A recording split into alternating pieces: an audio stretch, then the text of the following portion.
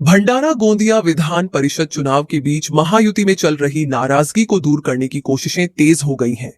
इसी कड़ी में भाजपा के वरिष्ठ नेता चंद्रशेखर बावनकुल्ले ने आज शिवसेना शिंदे गुट के विधायक नरेंद्र भोंडेकर से उनके निवास पर मुलाकात की।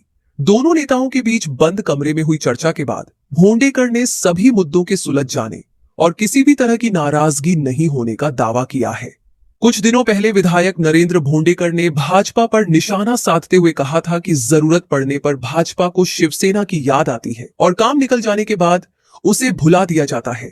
उनके इस बयान के बाद राजनीतिक गलियारों में महायुति के भीतर नाराजगी की चर्चा तेज हो गई थी। हालांकि आज की बैठक के बाद भोंडेकर ने स्पष्ट किया कि यह नाराजगी का मामला नहीं था। उन्होंने कहा कि उनके क्षेत्र के कुछ नगर सेवकों को विकास कार्यों के लिए निधि नहीं मिल रही थी, जिस संबंध में चर्चा हुई।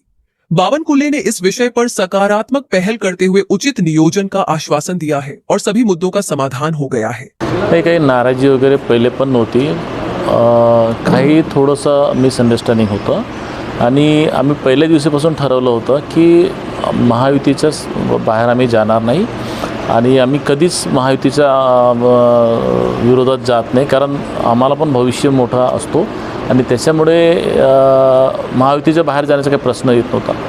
आणि बावनकुळे साहेबांच्या मध्ये फोन आला होता, सीएम साहेबांचा फोन आला होता, डीसीएम साहेबांचा पण फोन आला होता।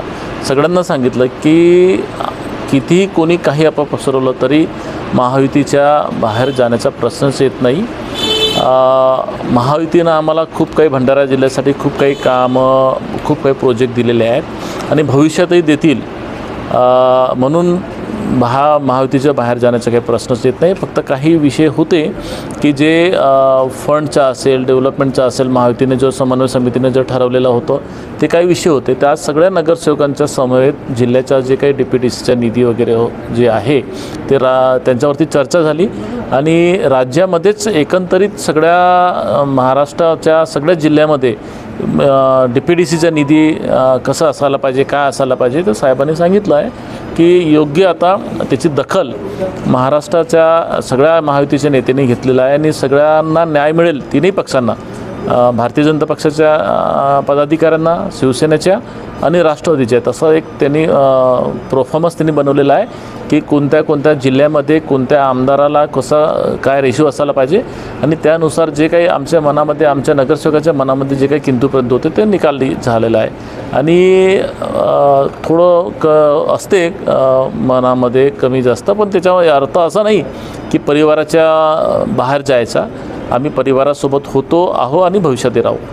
वहीं भाजपा जिलाध्यक्ष आशु गोंडाने ने भी बैठक को सकारात्मक बताते हुए कहा कि महायुति पूरी तरह एकजुट है और चुनाव में गठबंधन की जीत सुनिश्चित है। आमची महायुतीमध्ये कोणत्याही प्रकारची नाराजी वगैरे अशा प्रकारची काही नाही।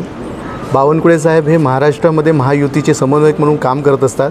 त्याच अनुषंगाने आज भंडारामध्ये त्यांनी भंडारा विधानसभेचे लोकप्रिय आमदार नरेंद्र भोंडेकर यांची भेट घेतली आणि विकासासाठी आम्ही सर्व एक आहोत। महायुती म्हणून आम्ही नगर परिषदच्या निवडणुका सर्व वेगवेगळे लढलो असलो तरी पण या शहराच्या, या जिल्ह्याच्या विकासासाठी सर्व पक्ष, महायुतीतले सर्व पक्ष एकत्रित काम करतील यासाठी आम्ही सर्व एकत्रित काम करण्याच्या उद्देशाने आज एक संयुक्त बैठक आज बावनकुळे साहेबांच्या अध्यक्षतेने झाली। विधान परिषद चुनाव से पहले हुई इस अहम मुलाकात ने महायुति के भीतर चल रही नाराजगी की चर्चाओं पर फिलहाल विराम लगा दिया है।